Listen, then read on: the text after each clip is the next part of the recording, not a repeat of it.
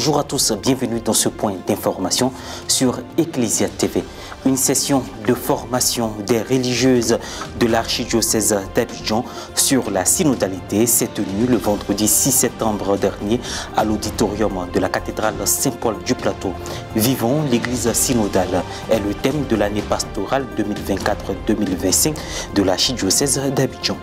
Et puis l'église paroissiale Sainte-Thérèse de l'Enfant Jésus du village de Keyi Djedje Digbekba dans l'archidiocèse de Gagnoa a célébré ses 20 ans d'existence le dimanche 1er septembre 2024. Une nouvelle étape pour la session de formation à la synodalité initiée par l'archevêque d'Abidjan, son Excellence Monseigneur Ignace Bessi Dogbo, a eu lieu le vendredi 6 septembre 2024 avec les religieuses de l'archidiocèse d'Abidjan à l'auditorium de la cathédrale Saint-Paul du Plateau.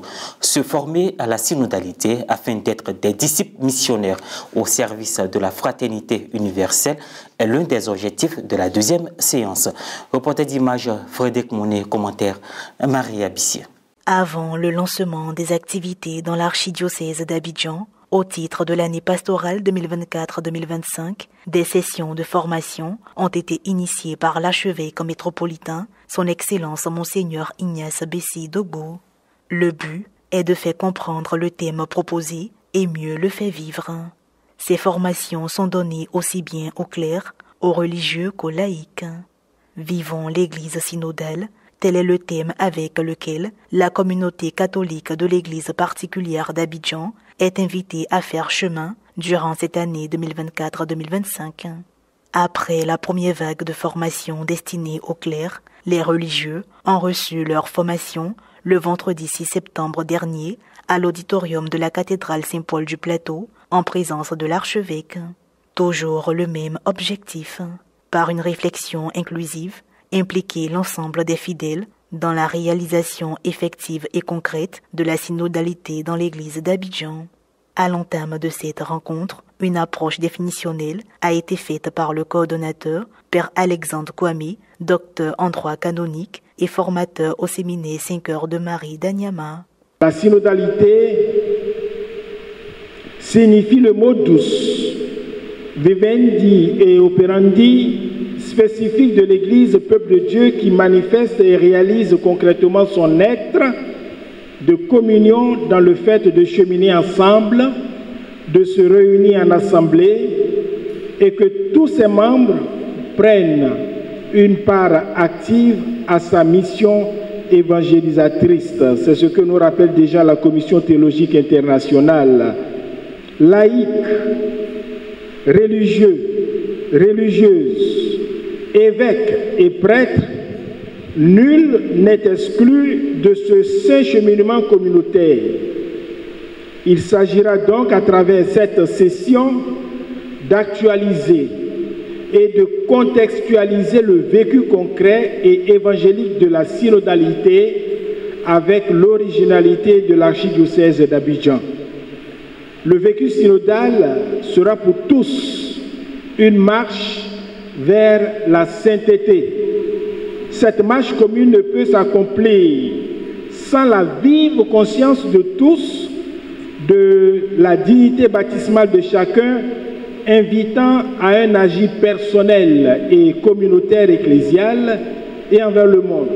Juste après, sous la modération de la sœur Solange Saoncia, de la congrégation des sœurs Notre-Dame du Calvaire, par ailleurs missionnaire de la synodalité, plusieurs prêtres retenus comme guides de réflexion se sont succédés pour partager leurs connaissances avec l'Assemblée. Mes frères, mes sœurs, si la communion entre les chrétiens se perd selon la mentalité de Clément, ils ne vivront jamais comme des personnes raisonnables, à la suite de celui qui, pour les unir, a donné sa vie pour eux.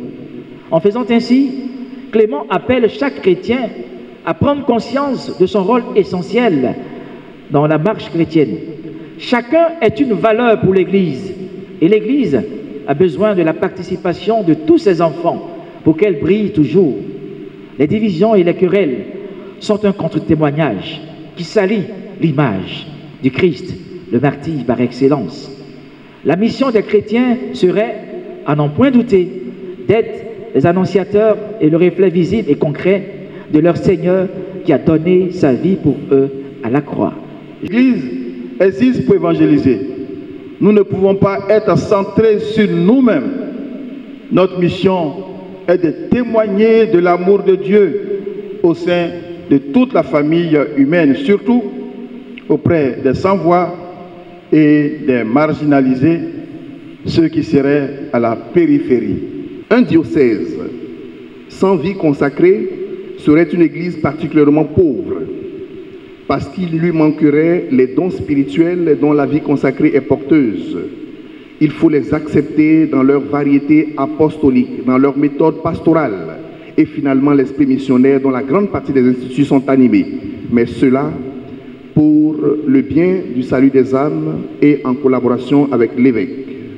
Enfin, et de même, les instituts de vie consacrée et les sociétés à vie apostolique qui ne s'inscriraient pas dans la dynamique de la synodalité par le lien de la communion à travers une participation active et obéissante à l'évêque, à l'ordinaire du lieu et à leur curé de paroisse, s'écarteraient gravement de leur mission et de leur charisme.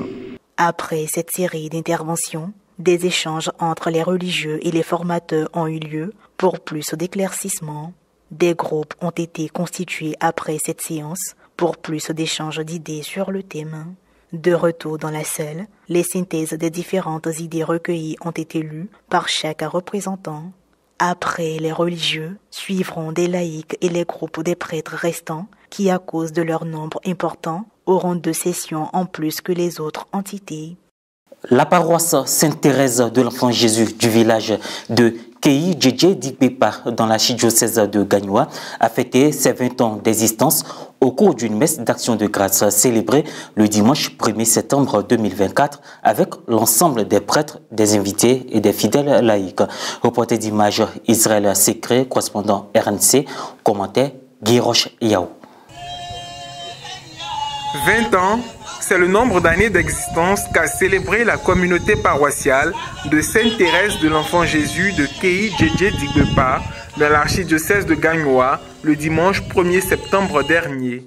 Cette célébration, qui a été présidée par Monseigneur Gaspard Bébi Nyeba, évêque du diocèse de Mans, représentant Monseigneur Kofi Ouakofi, administrateur de l'archidiocèse de Gagnoa, a vu la participation de fidèles laïcs, fils du village et des autorités politiques et coutumières. Fait inhabituel, l'annonce de la nouvelle du jour a été donnée par le sous-préfet de la localité, M. Tanoku.